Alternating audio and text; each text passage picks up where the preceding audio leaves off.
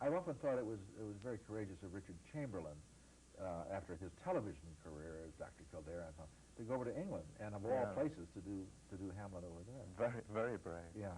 But I thought maybe he got some sort of marks for bravery, if not for well, I think anyone that does Hamlet in England gets marks for that. Yeah. I mentioned earlier that you had done The Unbearable Lightness of Being, which is a film that I just admired extravagantly, and Lena Olin, of course, has now done a wonderful job. And have you seen Enemy? I'm looking forward to seeing that. She's really superb. She's a wonderful actress. Yeah. I was surprised it didn't do better here than it did, because I just thought it was a film of marvelous integrity. Did you enjoy doing it? Was it? Yes, of course. It was hard.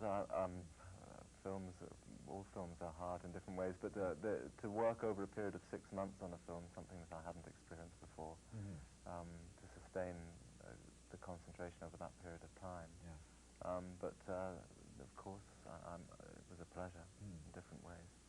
It would be interesting to see the film again now with all the events of recent times. Isn't it extraordinary? I mean, I came back from, I think I'd been away for a couple of weeks, maybe in France, and I picked up a newspaper.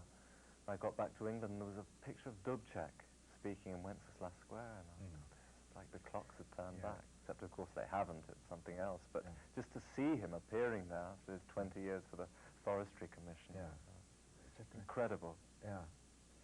To go back to My Left Foot, we have a clip from sort of later on in the film. Let's take a look at that, and then we'll come back and talk some more, Daniel Day-Lewis. Get out! Get out!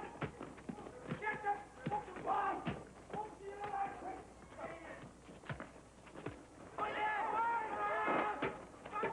Save it, Christy! Well saved, Christy! Good save! He's in me!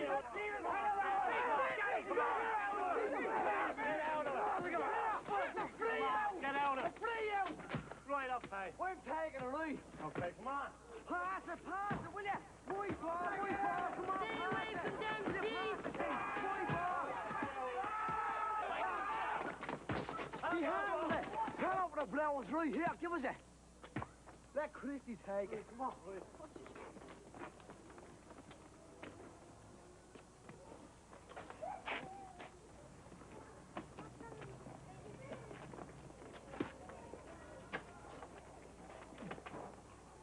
You can't hold them up.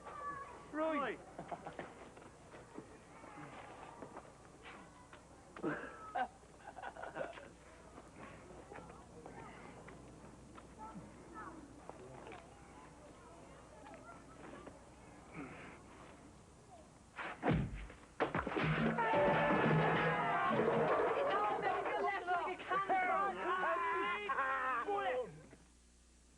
What sort of response have you had? I would have thought that palsy victims, other people who are handicapped in any way, must find some sort of nurturing in seeing that film. I think on the whole it's been very good from that point of view. There were a number of disabled people and disabled actors who were against the idea of me playing the part. Of you specifically doing it as being able-bodied? Yes. Yeah. The idea of an able-bodied actor playing that part. Of course, there was an ambiguity in my own mind for that reason. But on the whole, it's been good. It's been well received from that point of view.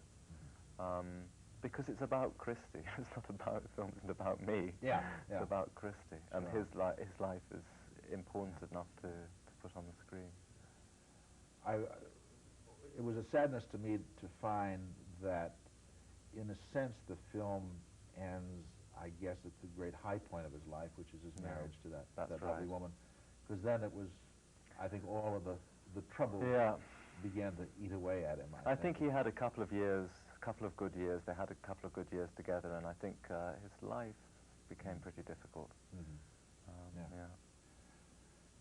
Too bad. And yet, I think that it's the moments of glory that ought to be counted, and also the legacy of the work that he's left. The work the speaks for itself. And so Absolutely. on and so forth. That's right. It does.